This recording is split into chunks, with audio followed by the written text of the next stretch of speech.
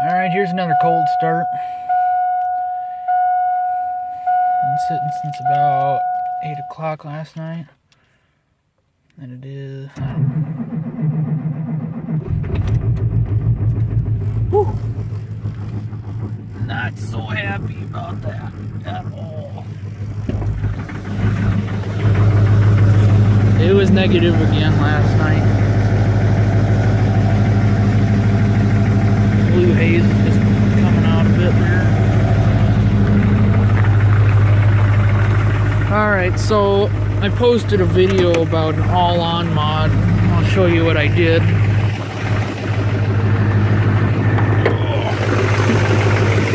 Come over here.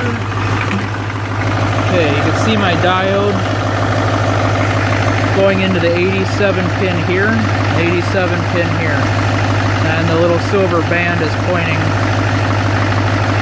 towards the daytime running light relay. So,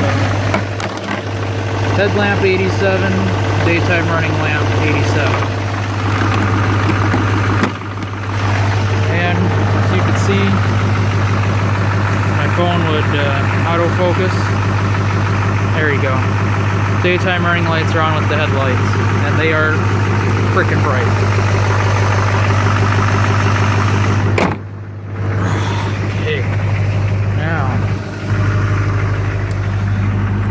I figured I'd share an update. So for those that have subscribed, I was looking online today and actually saw that 4 people had subscribed. Well, before I figured people could care less about my videos, and maybe they don't care at all, the 4 people that have subscribed, but figured I'd make another update. The Seville is sitting at home. I'm in Minnesota right now on vacation. Seville's sitting at home in the cul-de-sac with blown head gasket. I don't know which one, front or rear. I just know that it pukes coolant out the back of the block somewhere. Obviously, you leak enough coolant, it starts to overheat. Surprisingly, I can drive it without it overheating, but I bet if I drove it for 1,000, 2,000 more miles, I bet that'd be a different story. It has 236 to 237,000 miles right now. I haven't decided what to do with it. I want to fix it, because that was my first car I actually bought. So, yeah, that's where I stand at the moment with that. I really want to spend some more time and make more memories in that car, but what I'm thinking of doing is just buying a low mileage Seville STS. I haven't decided magnetic ride or stick with the 2001 suspension. I just put newer rear shocks on that car from the junkyard in Michigan there. I found a Seville in the junkyard that looked brand new. Not a speck of rust, not a dent or a ding. Someone cut the roof off of it because they needed it for whatever reason. Same exact interior color, which is kind of hard to find parts in the gray interior color. But anyway, so they wanted $25 a shock. I'm like, if you guys knew what you had, you guys could charge $100 a shock at least. So $50, I got newer rear shocks, and the car sits a lot better, doesn't sag as much as in the rear. Not that it was sagging horribly, but you could tell that the car was level. Now it's got more of a front rake, which is good. So that makes me happier, because I'm kind of picky about the way my vehicles ride.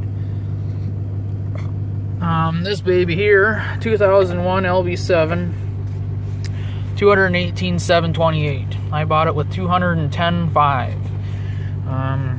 You can see my oil pressure gauge is crap. I don't know, you saw before I started, it was pretty much level with this button down here. I'm not worried about it. I might get an EAS probe at some point for that thing. I haven't decided. Y'all can see right now what it's doing. Man, my autofocus keeps turning off. That's annoying. Boost, temp, the air temp coming into the filter. Obviously, you guys can read. Got my dash cam up there. It's Tektronix. keeps having some problems with it. It records really well at night, really well during the day, but for some reason I can't get it to loop properly. If I park the truck, let it sit there for a couple days, it stops recording because it's recorded, and sometimes the card will just fill up. I put a micro SD card in there, 5 gig or something like that, and it's kind of retarded because it'll fill the card up with recordings of the inside of the garage at night. It's pitch black, can't see anything. It's pretty retarded. I've checked the settings, they're factory settings, and it makes sense the way that the settings are to just do a loop until there's an accident or a massive G-force to where it locks it, saves it, blah blah blah. But so y'all want to see, this is my high idle switch. I flipped it around because it was upside down. Normally flip switches up to turn them on, and it was the other way around. So you can see the RPM top left there. There we go, 850. Here's my subwoofer switch, just put that in not too long ago, super bright LED. Got this guy here, heater control with the rear window defrost, because I got the aftermarket tow mirrors that are heated. Well, I didn't have factory rear defrost because it's a Texas truck. There ain't no rear defrost. So I got the one with LEDs. It was 110 bucks. Yeah. So that's that. I mean, this truck's been a good truck. I just put rain eater wiper blades on, what, yesterday? Day before, something like that. So we're trying them out, seeing what they're like. I had the Rain X Latitudes, and I was not impressed by any means. And I don't know what it is. I must need to get factory wiper blades because I don't know if you can see the blade. You can see right where the snow's piling up there towards the end of the blade, not at the very end, in from the end. You can see that the wiper blade's not exactly perfectly straight. It's kind of up and then it goes down where it's not touching the windshield. I hate that. It needs to touch the entire windshield. And I don't know if factory blades are actually gonna touch the end of the windshield or not. But all the wiper blades I bought for this thing do not touch the end until obviously it comes up. It's really irritating to me. So, whatever. LED interior. Not happy with that one. That's a Sylvania Zevo, a festoon bulb, and not impressed with that. I also got these diodes, not just for the all-on mod, but for, I'm going to try and wire that up to these, so that way when I open the door that they're on and not the other, you know, so it's diodes are one directional. It's not the other way around where I turn these on and that's on, so try that. Got my garage door opener. You gotta be careful, these hinges, I tell you, as they age, ugh, they're starting to break on me a little bit. I haven't used that because I wear glasses and don't have prescription. This one's busted, I don't want to open it. Nothing in there anyway.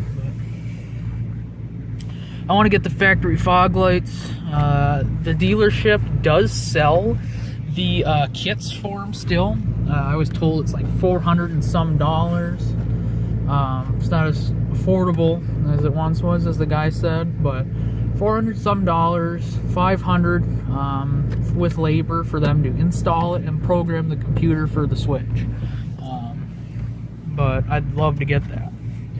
I love fog lights. I love light, I guess you could say. Gotta have it bright. So I haven't decided what to do with these things yet. I like them. They're functional, especially when the truck's leveled now. But I get them popping, and that's one of the things people complain about. There's a service bulletin out about it, popping because of Nerf bars or leaf springs. I do get leaf popping from this back area. You can walk from the left side of the bumper to the right side and back again, and you'll get a pop every once in a while, and it's consistent. So something's not right, whether it's the leaf springs. But I'd like to get the airbag, the AutoFlex air suspension with the dual bags for back here. Place the leaf springs all together and get a softer ride, because As my other fellow subscribers know, I had a Seville STS that I just love the way that rode. And now I'm in a 2500 pickup, and it's not always full of stuff in the back because I'm not a construction worker or like my dad is. I don't have a bed slider, a fiberglass topper to make it ride a little softer. All the bumps get right into my back seat, or right into the back of my seat, and I can't stand that. I want a smoother ride than that. So if I can get them airbags that'll ride a little softer, a little more bump absorption than transferring it to my seat. Let's see, I got odometer gauges, pyrometer boost. I've gotten it up to 27 here, PSI. I've gotten it up to just under 1200. And that is not, the boost on there is not so accurate, I don't think.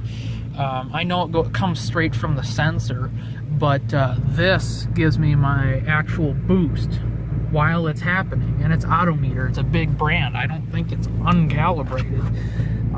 So whatever. What else? I need a new seat cushion. I have this oddball seat design.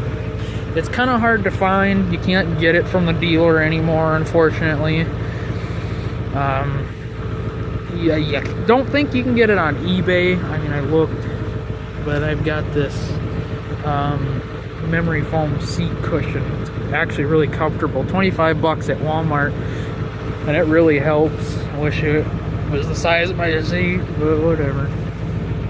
So I don't have the key for that. Kind of sucks, but oh well. Other than that, not much else. So my subwoofers, capacitor, amp, 800 amp, or watt, whatever, 800 watt amp. And it does not have the telephone line like I was hoping. I want to get a remote control. I don't know what they call that. A remote base control. Is that what they call it? I want to mount it right here. A knob where I can turn up and down the subwoofers without having to go in through all these frickin' settings on this thing. Menu, sub control, click. So what, there's 5 clicks? 1, 2, 3, 4. 4 clicks just to turn it up and down. I can tell you, it's a pain in the butt while you're driving. I'd rather just turn knobs. Anyway, that's that.